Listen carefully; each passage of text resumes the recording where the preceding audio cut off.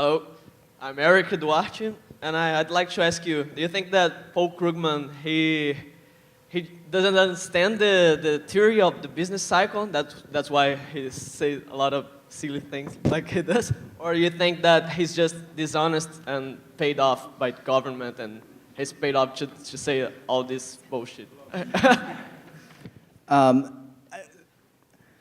He doesn't spend that much time studying. I mean, in the past, he has referred to the Austrian theory as equivalent to the phlogiston theory of fire, right? Which is, discredited, from the ancient Greeks or something. So he thinks it's very silly. And like I said, the comment he made saying, well, if the Austrian theory is right, why does the research show that central banks can influence the business cycle, which, is the Austrian theory? So just remarks like, that shows more ignorance than malice. That if you were just lying, you would do a better job of it, right? So again, he's not stupid. I mean, there's a lot of things you could say about him, and people say, "So are these guys stupid or evil?" And I say, "Well, they're not stupid," and then I just pause. But he is really cocky. I think in his mind he's right, and that's why he can be so arrogant about it, because in his mind he's right and he's trying to help the little guy, and he thinks that we're paid off by big business. Okay, thank you. There's a question here. How media will give, how repercutir, me fugiu. Well, how media will treat the effects of your debate with Paul Krugman? How could be the results on media of your debate with Paul Krugman? Okay, yeah, so she's, in case, for those of you who don't know, I have a debate with Paul Krugman, and if you go to krugmandebate.com, you can see the silly videos I've made. So we've raised $65,000. I have a few more funny ideas. I think we'll bring in more pledges that I've been busy on and make those. If it gets above 100,000, then I think I can get the food bank to do a press release, to say, hey, Dr. Krugman, we could use $100,000, why don't you? So that's the thing. Also, just on that, again, this is official, but it's conceivable to me that if it ever did happen, it might be because, I got somebody who was willing to, a promoter, to put up the event and sell tickets and so forth, and the DVDs, and then maybe that person could afford to pay Krugman, so it'd be really difficult for him to turn down, the money going to the food bank, and then if someone's going to offer him a bunch of money. So if it were to happen, it would probably be along those lines. But as for right now, we do have some more funny videos in store.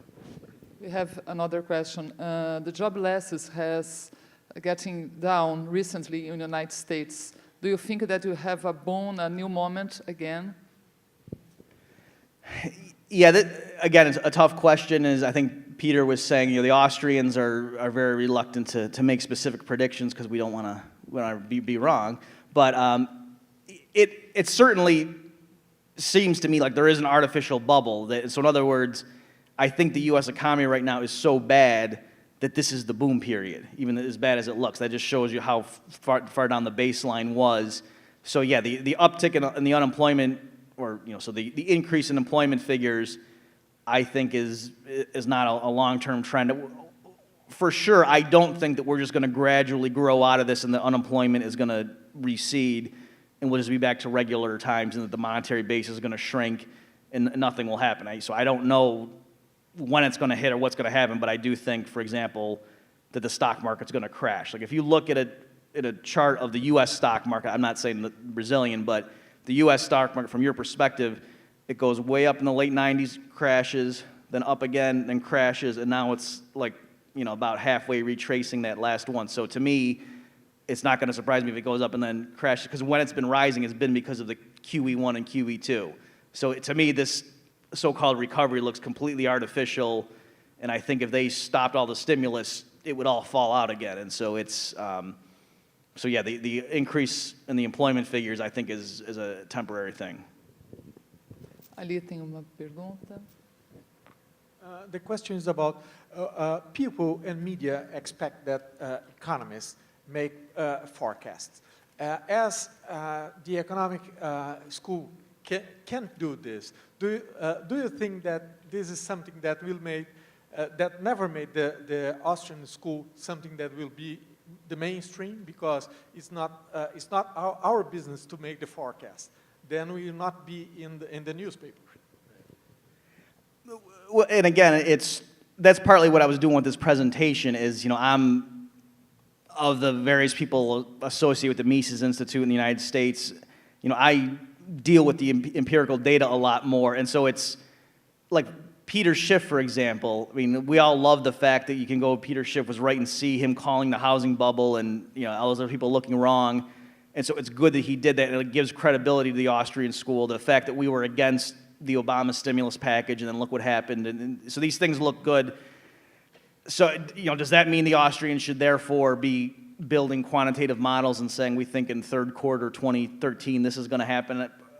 Probably not, but I do think the Austrians can see long-term trends or certain macro events better than Keynesian economists, just if for no other reason. I mean, our views are so different. If the Keynesians think that this stimulus package is going to improve things and we think it's going to make it worse, I mean, that's a pretty big divergence that you can certainly distinguish your outlook from the Keynesian.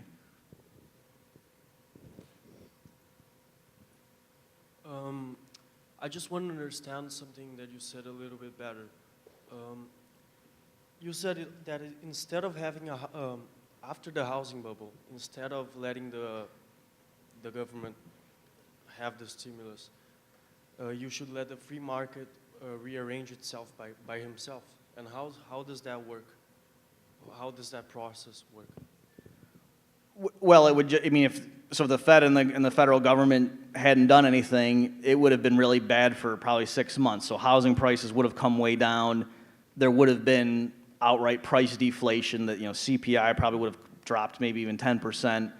A lot of financial firms would have gone bankrupt, but it would have bottomed out. And then the benefit would have been the people that made the worst mistakes during the boom would no longer have any influence over resources. Whereas right now, the same 100 guys that were responsible for the credit problem during the bubble years are still basically in charge of the U.S. financial sector. So, they didn't learn anything, and it's the same people running the show. So the thing is, real wealth is not destroyed just because of falling asset prices per se. And so it's just a rearrangement of the ownership of the stuff. And so I think it just would have transferred ownership away from the people who made the worst mistakes, whereas now what happened is the people who made the mistakes were bailed out and the losses were spread among everybody.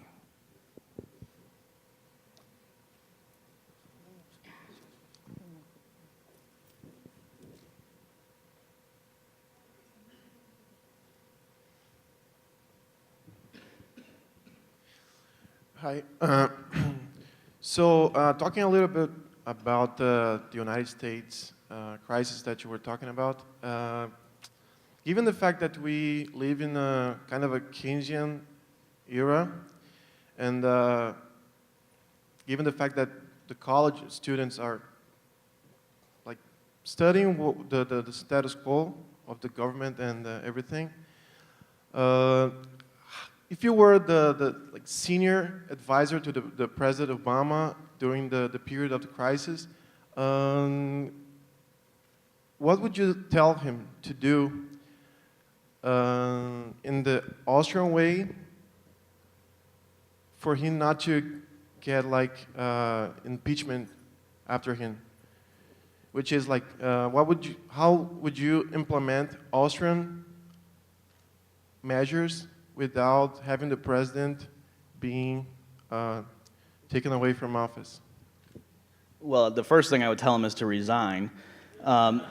And of course, I'm trying to make a joke, but also in all seriousness, that's, for those of you who don't know Robert Higgs, he had a theory about regime uncertainty, and the business people distrusted Franklin Roosevelt, in the 1930s because Roosevelt's rhetoric was very anti-business, and the true recovery didn't really begin until after Roosevelt was dead and Harry Truman was in there, and so partly it's because World War II was ending, but also just, a lot of the business people really believed that Roosevelt was trying to become a dictator. He was the first American president to serve more than 2 consecutive terms and so on, so it looked like he was trying to be like Stalin and Hitler, but obviously more liberal because he was an American. And so a lot of the business people didn't trust him. And so that, Robert Higgs says, one of the necessary preconditions for genuine recovery was to get Roosevelt couldn't be in charge. And I think it's the same thing in the United States. I'm not kidding, that with Obama in charge there, I mean, a lot of it is even unfair. A lot of the crazy rhetoric from people on the radio against Obama, it's not even fair. But the point is, certain people literally think he is from the devil, like literally, like they believe that religiously. And so, I mean, it would be hard to get people to go back to normal with that sort of mentality. So the more serious answer to your question, I mean, I don't know whether it would be feasible. I think it would be, actually. In the United States, I mean, people are talking about austerity. There's what's called the Tea Party. I'm sure a lot of you are familiar with that. So Americans are a lot more serious now about strict measures, and I think if somebody really did sit, like Rand Paul, for example, is saying, look, we have to cut spending $500 billion this year. And it's not, that would have been considered insane if he said that a year ago, but now a lot of people are saying, yeah, that sounds good, because it doesn't even eliminate our deficit. So, I mean, just massive budget cuts, and then I would tell the Federal Reserve, link the dollar back to gold and start, like as assets mature, don't keep rolling them over. Don't keep buying more treasuries. Either let the base shrink, or if you want, start stockpiling gold so that investors believe the peg to gold, that you can back it up. But I mean, that's really the only thing you could do. And certainly stop, get rid of the healthcare legislation and all those other things that they're talking about. But I really think there's no magic solution. Just they have to cut spending drastically. And the way they could partially offset that is they could sell a bunch of assets, that the federal government owns a lot of mineral resources, oil and things like that. Just ironically, just so you guys know, when President Obama visited here recently, the thing that outraged a lot of people in the United States is he promised American taxpayer support for you guys to develop your offshore oil development, whereas he still has lots of regulations on U.S. companies not being able to drill off the United States. And so it's like U.S. taxpayers are paying the Brazilian government to help you develop your oil, but we can't, develop ours and we have to import it. So it's, things like that.